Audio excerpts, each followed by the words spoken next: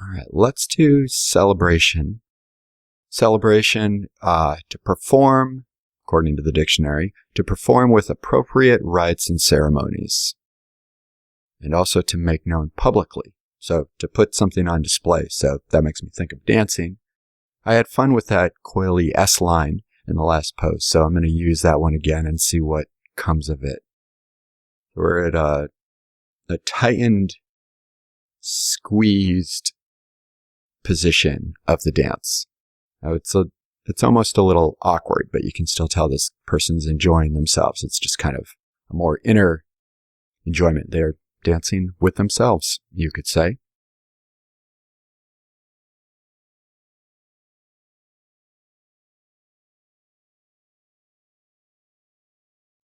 Got the head tilted straight down. I like that pose, trying not to rely so much on facial expressions and force the body language to do a little more.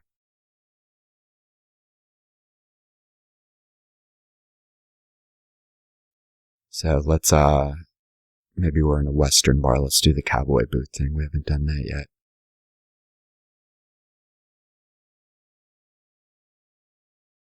It needs a big belt buckle and a little bolo tie and a little Western pocket here.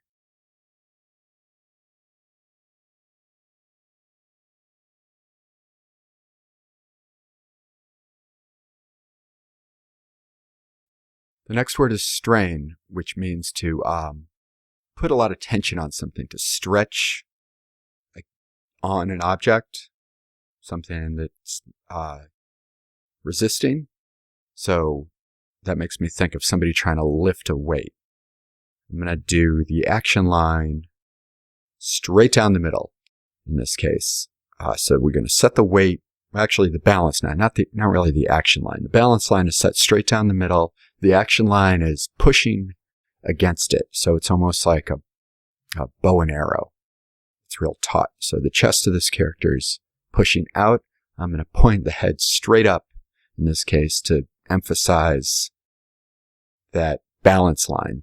I'm going to center them right over the top of their hands, and their legs are spread. So there's like a tripod balance going on in this case almost.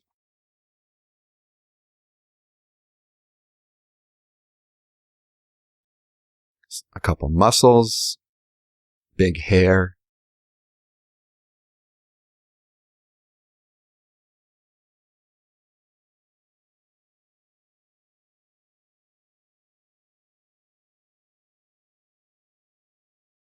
And let the facial expression do a little bit of work, but a lot of the responsibility here is on the body.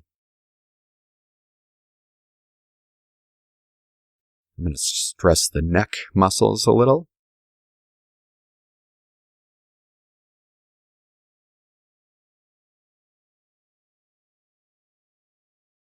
Figure out this belt. There we go. So a real glamorous weightlifter here.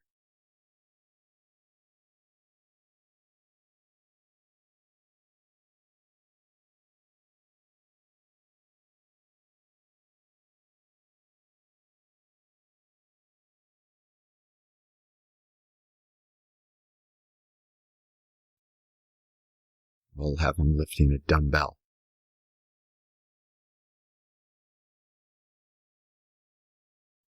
It's about 1 ton. Create some contrast, just a little bit.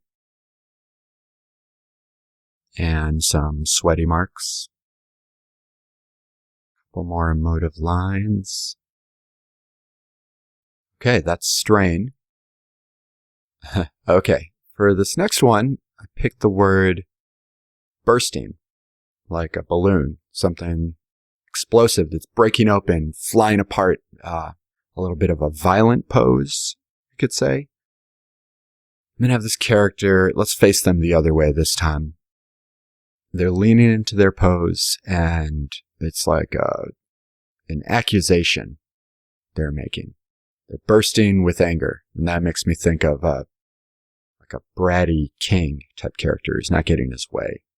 gonna tip his head back a little bit. It's almost got like a cylindrical head, and then it's like giving me a good mouth shape on this face.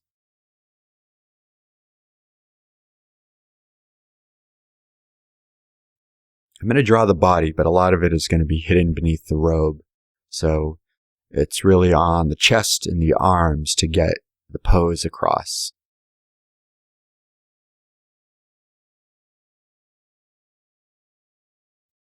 And we'll let the face do a little bit of work in this one. I'm having a good time with this face. So we're going to let it do its thing. It's big, awful, defined teeth.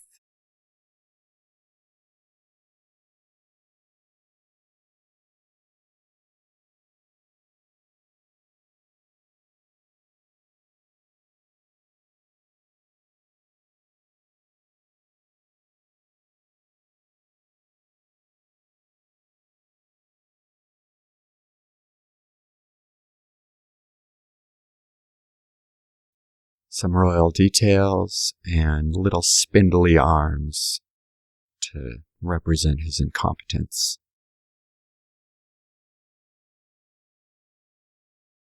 And to go with the spindly arms, we'll need tiny little legs.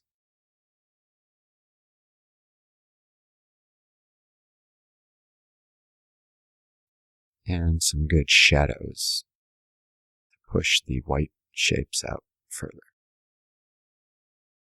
You can really see how shadows can go a long way to create a sense of depth. Like, look at that shadow under the gown behind the legs, and how it really isolates those legs in their own little space. Okay. Poor king, not getting his way. Up next, we've got, here's a fun one, anxiety. So anxiety is a sense of distress, an uneasiness, like a psychological issue. It's associated with fear, danger, misfortune, and I'm going to keep that all in the character's mind. So it's like the anxiety's wearing them down. We haven't done any poses low to the ground yet, so let's do that with this one. This character's hunched over on their knees on the ground, so we're going to bend the back. I'm going to put the knees at an angle a little, so it's like a 3/4 turn. And in the same way, you plan a 3/4 turn with an angled horizontal line. The knees need to be sitting on that line on the ground. This character is kind of, I guess, a werewolf, we'll say. A lot of anxiety about the end of the full moon. And he has to go back and deal with all the families of the people he's murdered. I don't know. But the cartoony nature of the animalistic character has given me this idea here to put the hands, instead of just clenched around their jaw, sort of like we did in a door, I'm going to put them right in the mouth, pulling down on the corners of the mouth.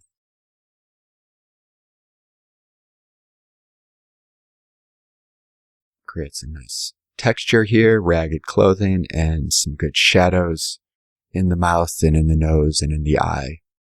So we're tilting the head back away from the viewer.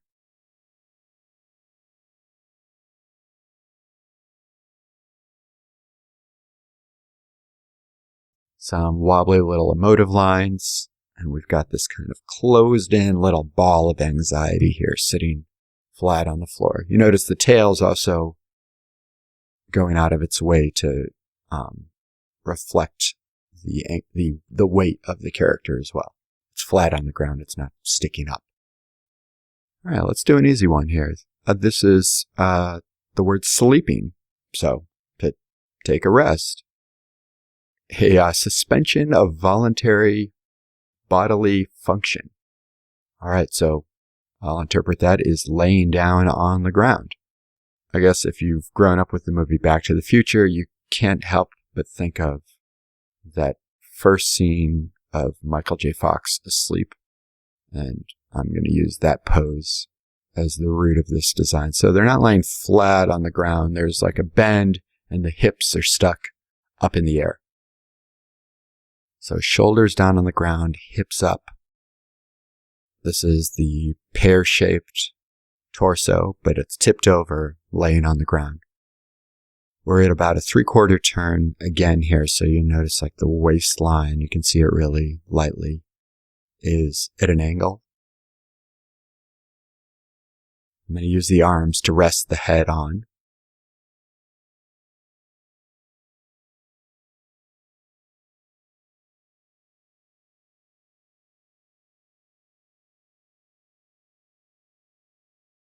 I'm going to pull the legs up close to the character.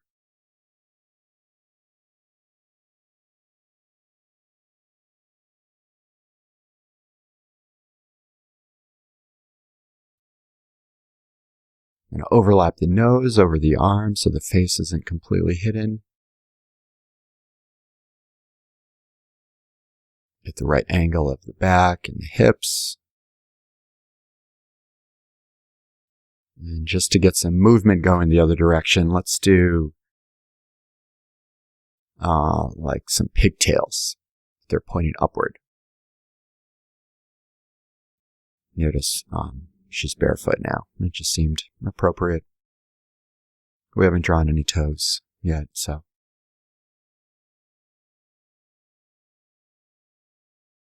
All right, there we go. We've got a sleeping character.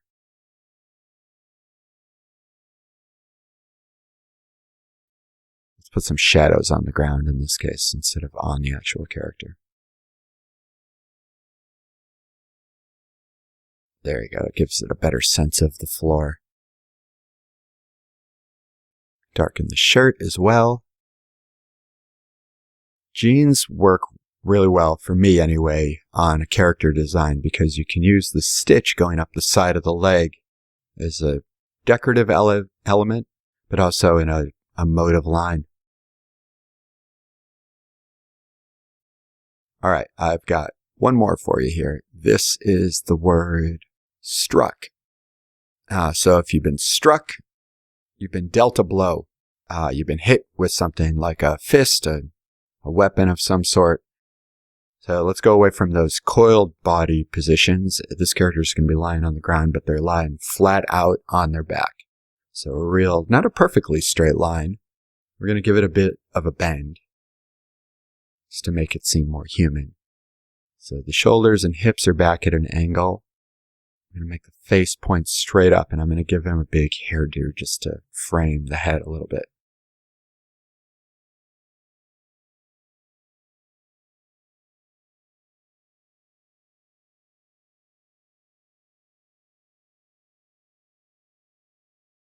Legs follow that action line. And again, you can see these curves of the socks and the shorts going a long way to create a sense of the 3/4 turn and the roundness. All the lines I use try to serve a function, even right down to the lines on the bottom of the shoe. They move off towards the vanishing point, and they enforce the position of the body on the ground. I'm going to make this a real tight, wrinkled face. It's like his head's being pushed back into his hair. His nose is scrunched up.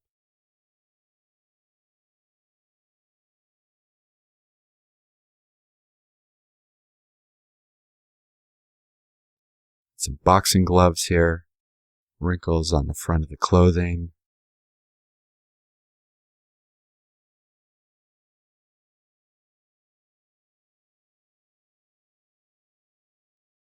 And let's widen the legs here a little bit. Give them a goofier pair of hips. You notice I get the little curve on the inside of the foot to separate the right foot from the left foot. Darken the shoes here. And again, like with sleeping, I'll put some shadows on the ground. Okay, this fella has been struck. Great. There's our 12 exercises. Of course, you could pick any verb or adjective that you want to draw, but again, the most important thing is to think about the action line that represents the pose as a whole, and all the details you build on top of that. You need to enforce that original action line. The more focused you are on your action line, the easier the pose will be to read.